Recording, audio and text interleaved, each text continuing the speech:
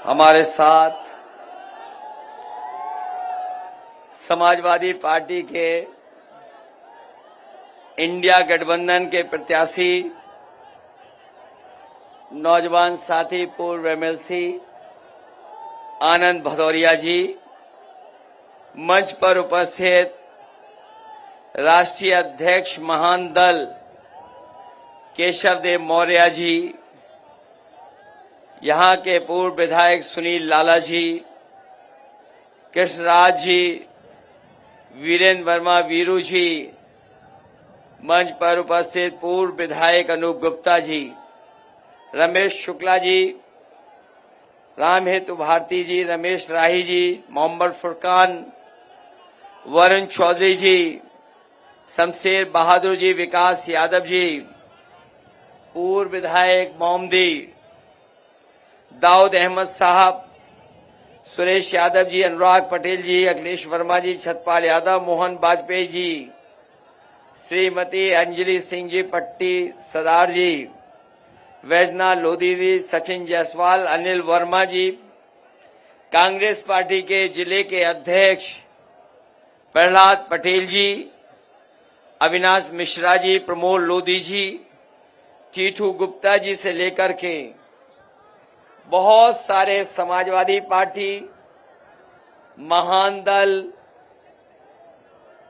आप पार्टी, कांग्रेस और सभी सहयोगी दल के यहाँ पर नेता पदाधिकारी और चुनावी जनसभा में उपस्थित बड़ी संख्या में किसान भाई, नौजवान साथी, पत्रकार बंधु, मैं सबसे पहले आप सब लोगों का जो इस चुनावी जनसभा में आए हैं, मैं देख रहा हूं जहां मैदान और पंडाल हमारा भरा हुआ है, पीछे तक जहां वो बिजली का खंभा लगा है, हमें दूर खजूर के पेड़ दिखाई दे रहे हैं, वहां तक लोग हमें नजर आ रहे हैं।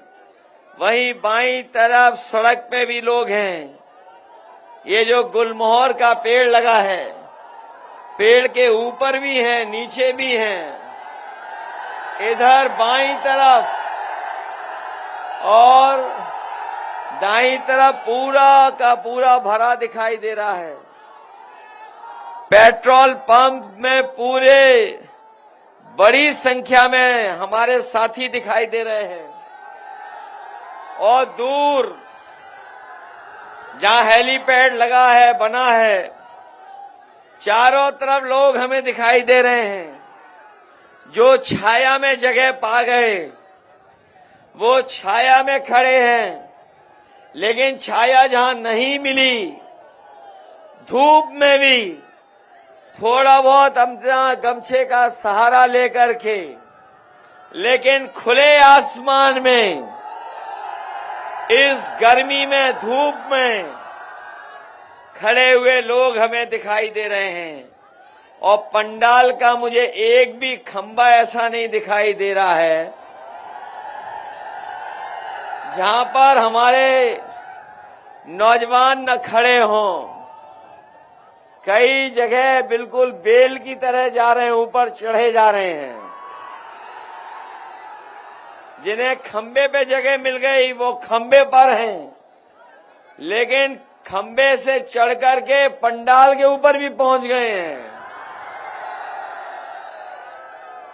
ये ऐतिहासिक जनसभा और जन समर्थन जो दिखाई दे रहा है, इस बार आनंद भदौरिया जी न केवल जीतने जा रहे हैं, बल्कि धौरारा लोकसभा की महान जनता एक एक वोट देकर के रिकॉर्ड जीत इस बार दिलाने जा रहे हैं। यहां जो आए लोग हैं वो जानते होंगे, हालांकि हम तो अपना वोट डाल के आ चुके हैं और ये चौथे चरण का चुनाव है। ये जो आपका चुनाव चौथे चरण का है, आप आनंद भदौरिया जी को चुन रहे हो, बगल में उत्कर्ष वर्मा भी जीत रहे हैं, और कुछ साथी ये जानते होंगे कि इसी चौथे चरण में हम भी चुनाव लड़ रहे हैं। ये आपको जानकारी है कि नहीं है?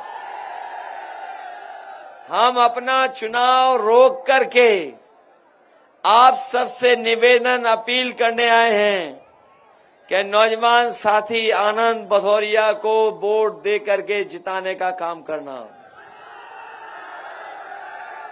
ये चौथे चरण का जो चुनाव होने जा रहा है, इससे पहले 3 चुनाव हो चुके हैं और चौथे चरण के बाद 3 चुनाव और होने हैं। ये बिल्कुल बीच का चुनाव दिखाई दे रहा है, लेकिन जो भाषा हमें सुनने को मिल रही है बीजेपी के नेताओं की, इससे लग रहा है कि बीजेपी के लोगों का बैलेंस डगमगा गया है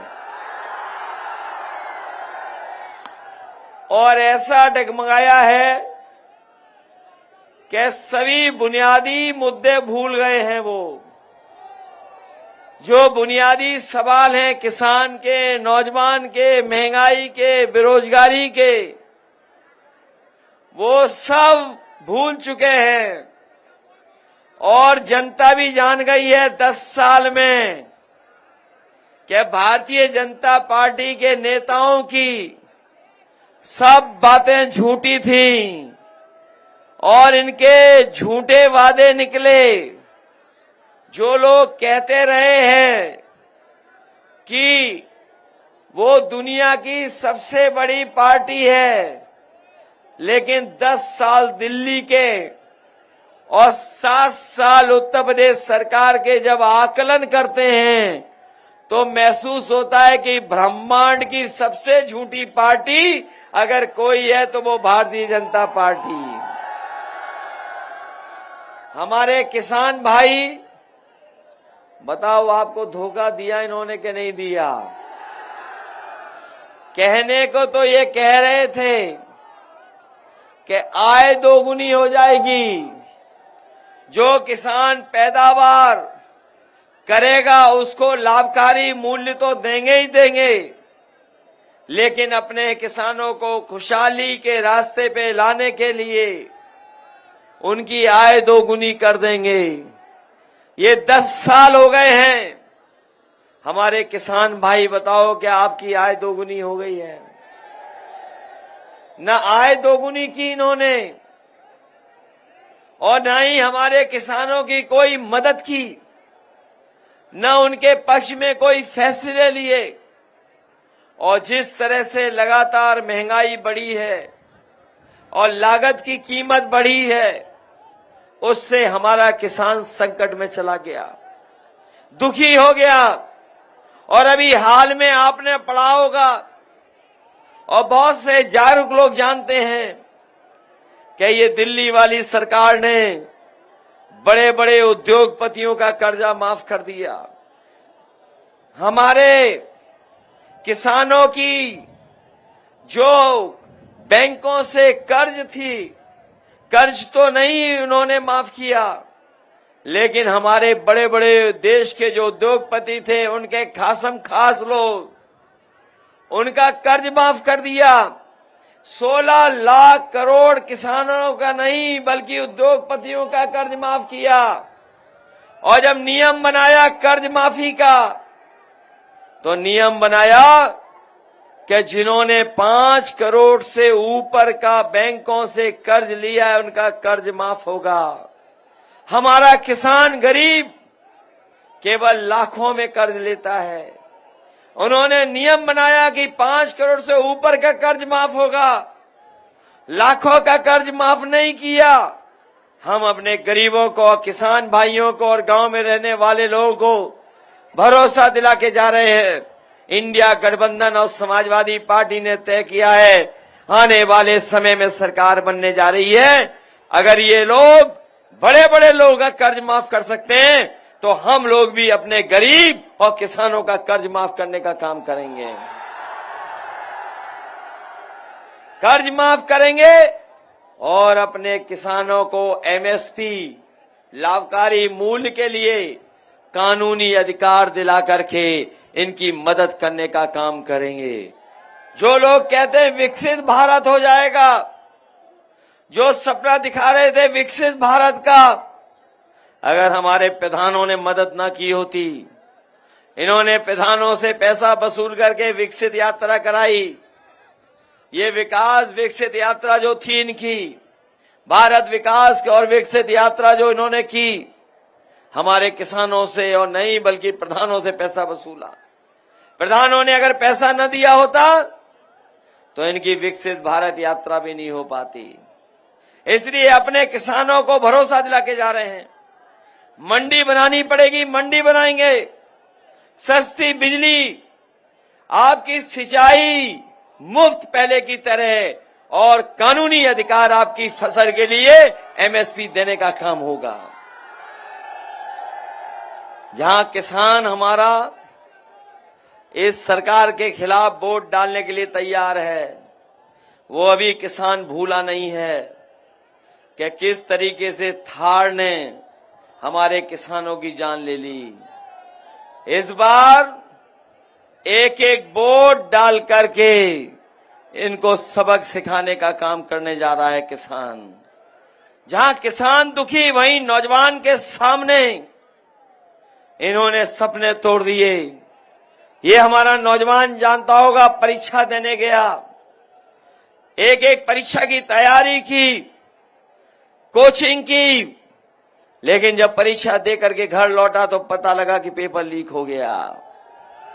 नौजवानों ने जितनी परीक्षाएं लिखी, इस सरकार ने हर परीक्षा का पेपर लीक कर दिया।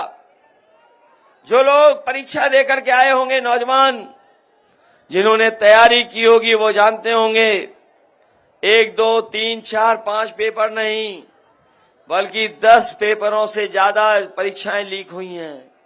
और अभी पुलिस की जब भर्ती हुई थी, इन्होंने 2 दिन की तैयारी की और नौजवानों को भरोसा दिलाया कि बहुत ही सुरक्षित भर्ती होगी, न कोई नकल कर पाएगा, न पेपर लीक हो पाएगा। हमारा भर्ती देने गया जो नौजवान, वो जानता होगा, जब परीक्षा देकर के आया, घर लौटा तो पता लगा कि पुलिस भर्ती का भी पेपर लीक हो गया और परीक्षा रद्द हो गई। नौजवानों, आपकी नौकरी नहीं छीनी इन्होंने, नौकरी तो छीनी है, लेकिन साथ में आपका 1/3 जीवन इन्होंने बर्बाद कर दिया है। 1/3 जीवन नौजवानों का बर्बाद कर दिया। और इस तरह के अभी तक उत्तर प्रदेश में जो परीक्षाएं कैंसिल हुई हैं, रद्द हुई हैं, उनसे 60 लाख बच्चों का जीवन बर्बाद हुआ है। यही 60 लाख बच्चे और उनके माँ बाप को अगर हम जोड़ दें तो हर परिवार से 3 लोग नाराज हैं इस सरकार से। और 60 लाख ऐसे लोग हैं, तो अगर 60 लाख में हम गुणा 3 का कर देंगे तो 1,80,00,000, और यही 1,80,00,000 का अगर भाग दे देंगे 80 लोकसभाओं से, तो हर लोकसभा में 2,25,000 इनका वोट कम हो गया है। बताओ, नौजवानों को नौकरी ना देने से 2,25,000 वोट हर लोकसभा में इनका कम हुआ है कि नहीं हुआ है? तो बताओ सरकार कैसे बचेगी इनकी? क्या बचेगी इनकी सरकार? और फिर ये अग्निवीर, ये जो आधी अधूरी नौकरी है 4 साल वाली, हमारा नौजवान सड़क पे दौड़ करके गांव में मेहनत कर करके भर्ती देखने जाता था। ये अग्निवीर ऐसी व्यवस्था है, ना आपको सम्मान मिलेगा अगर शहीद हो गए, ना आपको कोई सुविधा मिलने जा रही है, और 4 साल के बाद आपको घर भेज देंगे, कोई पेंशन भी नहीं है। इसलिए अपने नौजवानों को कह के जा रहे हैं, पहले जैसी फौज की भर्ती होगी, संख्या भी बढ़ाई जाएगी, और अपने नौजवानों को वर्दी और पक्की नौकरी देने का काम, और अग्निवीर हमेशा हमेशा के लिए खत्म होगी। ये सरकार वाले सोच रहे हैं कि अब उनका क्या होगा, भाषा बदल गई इनकी क्या नहीं बदल गई। पिछले 3 चरणों में जब से ये हारे हैं और दिल्ली वाले जो प्रधान सांसद हैं वो तो जाने कितना घबरा गए हैं। अब तो वो अपने ही खासम खास लोगों के लिए बुरा भला कह रहे हैं, जो सबसे करीब थे उनके, जो दाना पानी का इंतजाम करते थे, उनके खिलाफ ही हैं। बताओ, अपने लोगों के खिलाफ ही नहीं हो गए। और जब से इलेक्टोरल बॉन्ड वाली बात जनता के बीच में आ गई है, जिसमें इन्होंने चंदा वसूला, पैसा वसूला, अगर इनसे पूछो कि आपने चंदा लिया है, इलेक्टोरल बॉन्ड लिया है, तो बताओ इनके बैंड बज जाता है कि नहीं बन जाता है। और चंदा देने वाले लोग तो हजारों में चंदा देते हैं, कोई संपन्न होगा तो लाख में दे देगा, लेकिन बताओ कोई 1000 करोड़ रुपए देगा क्या? कोई 500 करोड़ देगा? कोई 300 करोड़ देगा क्या? किसी उद्योगपति को नहीं छोड़ा, इन्होंने उसे भी नहीं छोड़ा जिससे हमें और आपको वैक्सीन लगवाई।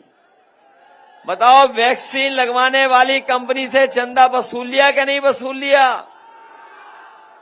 और कुछ साथियों ने तो पढ़ लिया होगा अखबार में कि वैक्सीन कंपनी वाली लोग कह रहे हैं कि हम वैक्सीन वापस ले लेंगे। बताओ, लगी हुई वैक्सीन कैसे वापस ले लेंगे? कोई तरीका हो तो बताओ, कोई तरीका है वैक्सीन वापस लेने का? कम से कम हम तो बच गए हैं। हमारे जैसे हो सकता है कुछ साथी हों, लेकिन जिन्होंने वैक्सीन लगवाई आजकल बहुत घबराए हुए हैं वैक्सीन लगवाने वाले। हमारे अधिकारी भी नहीं छूटे, ये हमारे पुलिस के लोग, भाई लोग हैं, इनको भी लगवा दी वैक्सीन। ये जब वैक्सीन नहीं लगाना चाहते थे, जबरदस्ती लगवा दी इनके। और जब ये सर्टिफिकेट देखते हैं तो बताओ, घबराते हैं कि नहीं घबराते हैं वैक्सीन वाला सर्टिफिकेट देख के? सुना है जिन्होंने वैक्सीन लगवा ली है सबसे ज्यादा दिल की बीमारी भी नहीं होने जा रही है। बताओ, ये वैक्सीन लगवा के हमारे आपकी जान के पीछे पड़े हैं बीजेपी वाले के नहीं पड़े हैं? ये हमारी जान के पीछे पड़े हुए हैं वैक्सीन लगवा करके। और हमारे साथी जानते होंगे, जब पिछला बार चुनाव था तो ये राशन में क्या क्या दे रहे थे हमें और आपको? दाल दे रहे थे, रिफाइंड तेल दे रहे थे, नमक दे रहे थे, चना भी दे रहे थे। बताओ, राशन में अब क्या मिल रहा है? अब कितनी मात्रा मिल रही है बताओ आप? ये क्या मिल रहा है? ये साथी बता रहा है। ये लगता है बहुत पौष्टिक है बाजरा, इसलिए मिल रहा है आपको। बताओ, बाजरा दे रहे हैं, पौष्टिक है क्या? बहुत। इसलिए हम अपने साथियों को कह के जा रहे हैं, गरीब साथियों को, न केवल राशन की मात्रा बढ़ाएंगे बल्कि राशन की गुणवत्ता को बेहतर करेंगे।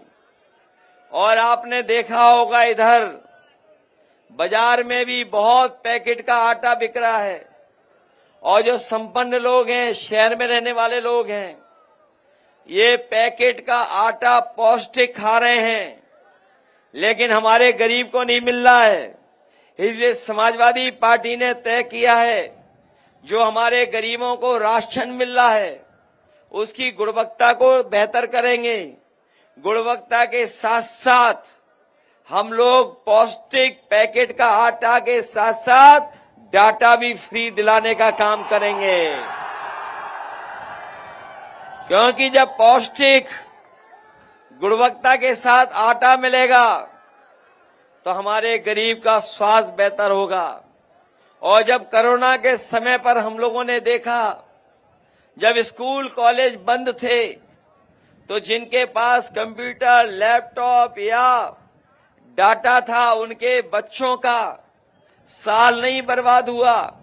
लेकिन हमारे गरीबों के बच्चों के परिवारों के पास अच्छी सुविधाएं नहीं थी, न मोबाइल था, न लैपटॉप था, न कंप्यूटर था, न डाटा था। उनके बच्चों का एक एक साल, दो दो साल खराब हो गया। इसलिए हम समाजवादी लोग जानते हैं, महसूस करते हैं, जितना राशन की गुणवत्ता को बेहतर करना है, पैकेट का आटा देना है पौष्टिक, वहीं अपने लोगों का जीवन आसान करने के लिए जानकारी उन्हें मिल जाए, ऑनलाइन पढ़ाई कर लें या अपनी नौकरी ढूंढ लें, या फिर और इससे जो सुविधाएं मिल रही हैं वो सुविधाएं हासिल कर लें। इसलिए आटा के साथ डाटा भी फ्री देने का काम हम लोग करेंगे। बीजेपी वाले हम लोगों की नकल भी कर रहे हैं। बीजेपी वाले हम लोगों के कामों की नकल भी कर रहे हैं।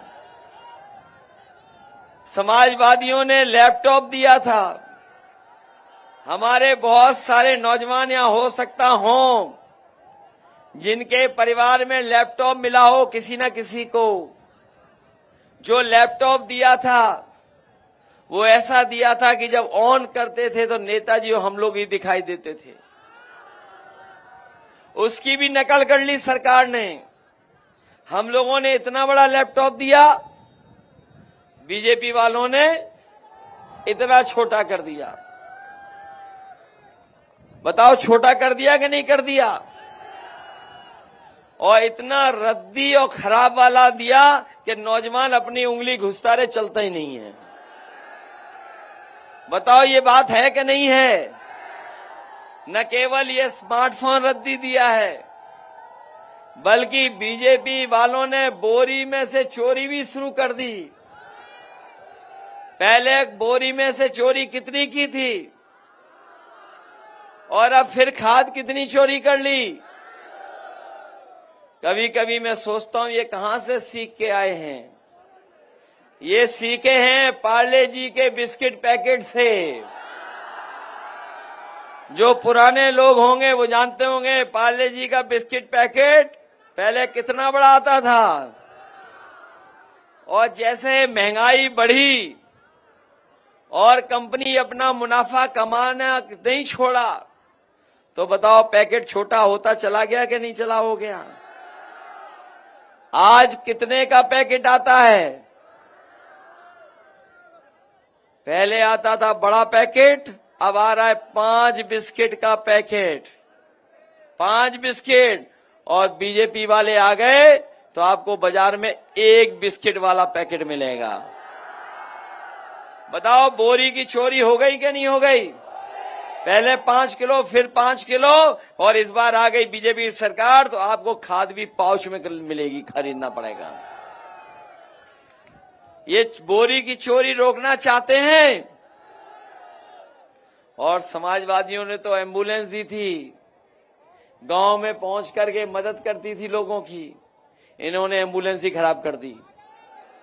और अगर अस्पताल पहुंच जाओगे तो किसी गरीब को इलाज और दवाई नहीं मिल पा रही है। कोई गरीब अपना सरकारी अस्पताल में इलाज नहीं करा पा रहा है। पुलिस को 100 नंबर गाड़ी दी थी। ये जो 100 नंबर गाड़ी हम लोगों ने दी, वो इसलिए दी थी कि अगर गांव परेशानी में आ जाए, कोई गांव में झगड़ा हो जाए, तो फोन मिलाता था, पुलिस पहुंच करके मदद करती थी। लेकिन जब से 100 से 112 है, नंबर बढ़ा है, पुलिस को लगा है कि उन्हें भी अपना रेट बढ़ा देना चाहिए। और न केवल रेट बढ़ा है, बल्कि फोन करके जब बुलाते हैं तो वो दोनों पक्षों से पैसा वसूल लेती है कि नहीं वसूल लेती है? बताइए, व्यवस्था खराब कर दी कि नहीं कर दी? और ये जो हमारे खाकी वर्दी पहने भाई लोग हैं, ये लोग भी आपकी मदद करने जा रहे हैं। वो इसलिए मदद करने जा रहे हैं, वो सोच रहे हैं कि बीजेपी वालों ने फौज की नौकरी तो कर दी 4 साल की, और इस बार आ गई बीजेपी तो इन पुलिस वाले खाकी पहनने वाले भाइयों की नौकरी कर देगी 3 साल की। ये प्रेस के लोग पूछते हैं कि बताओ कैसे संभव है। हम ही उनसे पूछते हैं कि बताओ अग्निवीर, आपको पता था कि अग्निवीर व्यवस्था आ जाएगी? क्या आपको पता था कि बीजेपी वाले हवाई जहाज बेच देंगे? क्या आपको पता था बीजेपी वाले रेलवे स्टेशन बेच देंगे? क्या आपको पता था कि बीजेपी वाले पानी का जहाज और बंदरगाह बेच देंगे? आपको पता था कि सरकारी नौकरी में सब संविदा और आउटसोर्स में चले जाएंगे? क्या आपको पता था कि बड़े बड़े जो आईएएस की बनते हैं, तैयारी करते हैं, आईएएस आईपीएस के लिए एग्जाम लिखना पड़ता था? क्या आपको पता था कि डायरेक्ट लेटरल एंट्री से आईएएस बना दिए जाएंगे? और क्या आपको पता था कि 3 साल की नौकरी करके लेटरल एंट्री वाले जो आए अधिकारी वो भारत छोड़ के चले जाएंगे? क्या आपको पता था कि आधी रात नोटबंदी हो जाएगी? जब आपको ये नहीं पता था तो देख लेना, बीजेपी की सरकार आएगी। अभी तो फौज की नौकरी 4 साल की है, ये खाकी पहनने वाले भाइयों की भी नौकरी 3 साल की कर देंगे ये लोग। इसलिए सावधान हो कि नहीं सावधान हो? ये चुनाव केवल हमारे आपके भविष्य का तो है ही है, लेकिन आने वाली पीढ़ी के भविष्य का भी चुनाव है। ये आने वाली पीढ़ी के भविष्य का चुनाव के साथ साथ ये संविधान बचाने का भी चुनाव है। ये बाबा साहब भीमराव अम्बेडकर जी का दिया हुआ जो संविधान है, ये संविधान हमें अधिकार दिलाता है, ये संविधान हमें न्याय दिलाता है, ये संविधान हमारी संजीवनी है। ये बीजेपी के लोग जो 400 पार का नारा दे रहे थे, वो संविधान बदलना चाहते थे। हम उन्हें भरोसा दिलाते हैं और अपने साथियों का सहयोग लेकर के जो संविधान बदलना चाहते हैं, हम सब मिलकर के उनको बदलने का काम करेंगे। ये जो बड़ी बड़ी होर्डिंगें लग गई हैं शहरों में, हमने लखनऊ में देखी, अभी बहराइच में देखी बड़ी बड़ी होर्डिंग, यहां पर लखीमपुर में भी लगी हैं। कहने को तो ये कह रहे हैं कि ये डबल इंजन की सरकार है, लेकिन बड़ी होर्डिंग जानते होंगे पत्रकार साथी, एक इंजन पहले से ही गायब है उसमें। बताओ बड़ी बड़ी होर्डिंग में एक इंजन गायब है कि नहीं है? और जिसके लिए दिल्ली वाले आते हैं वोट मांगने, बताओ वो होर्डिंग से पहले ही गायब है कि नहीं है गायब? बताओ ऐसे खटारा इंजन को हटाओगे कि नहीं हटाओगे? बताओ 10 साल में क्या मिला है आपको? क्या दिया है संसद ने आपको? बताओ महंगाई, बेरोजगारी से लेकर के हमारे किसानों को अन्याय का सामना करना पड़ा, ये हमारा गरीब परेशान रहा। इसलिए ये चुनाव आपके भविष्य का चुनाव है और समाजवादी पार्टी ने और इंडिया गठबंधन ने आपको एक नौजवान साथी दिया है चुनाव के में। बताओ हमारा प्रत्याशी नौजवान है जो आपको भाग दौड़ करके गांव-गांव जाके आपकी मदद करेगा। दूसरे जो सांसद थे बताओ कहां रहे, किसी को पता है? वो गायब ज्यादा रहे हैं, गायब रहे, किसी से नहीं मिले। इसलिए ऐसे सांसद को हटाओगे कि नहीं हटाओगे? अपना सांसद चुनोगे कि नहीं चुनोगे? अपना सांसद चुनिए। अभी हमें दिल्ली से एक गाना मिला है, ये जो बीजेपी के सांसदों ने काम नहीं किया उनके लिए। मैं कहूंगा अपने सभा के लोगों को भी सुनाइए वो गाना, क्योंकि ऐसे सांसदों को हमें हटाना है, ऐसे सांसदों को खारिज करना है, अपना वोट दे करके इन्हें हटाना है। न केवल सांसद हटाने जा रहे हैं हम लोग, बल्कि दिल्ली में भी सरकार हटाने जा रहे हैं। बताओ 400 पार का नारा ये भूल गए कि नहीं भूल गए? अब नहीं बोल रहे हैं 400 पार। अब बचने के लिए जाने कौन कौन से मुद्दे उठा के ला रहे हैं, लेकिन हम जानते हैं जनता बहुत समझदार है, हर बात को समझती है। जिन्होंने झूठी बातें की हों, वादे झूठे किए हों, उनको सबक सिखाने का काम करेंगे। जो कहते थे दुनिया में सबसे बड़ी पार्टी है, लेकिन 10 साल में आकलन कर लेना, ब्रह्मांड में सबसे झूठी पार्टी अगर कोई है तो वो भारतीय जनता पार्टी है। यही मैं निवेदन आपसे करने आया। मुझे उम्मीद है कि आप आनंद भदौरिया जी को जिताने का काम करेंगे, क्योंकि अभी लड़ाई बहुत लंबी है और ऐसी लड़ाई है कि अभी आपको हक और सम्मान दिलाना है, आपके अधिकारों को दिलाना है। जहां हम लोगों ने लड़ाई शुरू की है जाति जनगणना को लेकर के, सामाजिक न्याय को लेकर के, हमें उम्मीद है कि आप लोग हमारी मदद करोगे, हम लोग जीत करके जाएंगे तो जाति जनगणना करा करके आबादी के हिसाब से आपको हक और सम्मान दिलाने का काम करेंगे। हम लोग जीतेंगे समाजवादी लोग तो किसानों को हक मिलेगा, अपने नौजवानों को जो 30 लाख सरकारी नौकरियां खाली पड़ी हैं दिल्ली में भरी नहीं गई हैं, अपने नौजवानों को 30 लाख नौकरी के साथ साथ रोजगार का इंतजाम भी करेंगे। और अपनी बहनों को कह के जा रहे हैं, कभी समाजवादी पेंशन दे करके हम उनके अकाउंट में पैसा पहुंचाते थे, इस बार इंडिया गठबंधन समाजवादियों ने तय किया है कि अपनी गरीब बहनों को लखपति बनाने का काम करेंगे। हर साल उनके अकाउंट में 1 लाख रुपए पहुंचाने का काम होगा। पुरानी पेंशन बहाल होगी, किसानों का कर्ज माफ होगा और इसके साथ साथ अपने किसानों की फसल की पैदावार की कीमत के लिए कानूनी अधिकार बना करके अपने किसानों को, गरीबों को खुशहाल बनाने का काम करेंगे। वहीं किसानों का कर्ज माफ करेंगे। बहुत बहुत धन्यवाद आपका।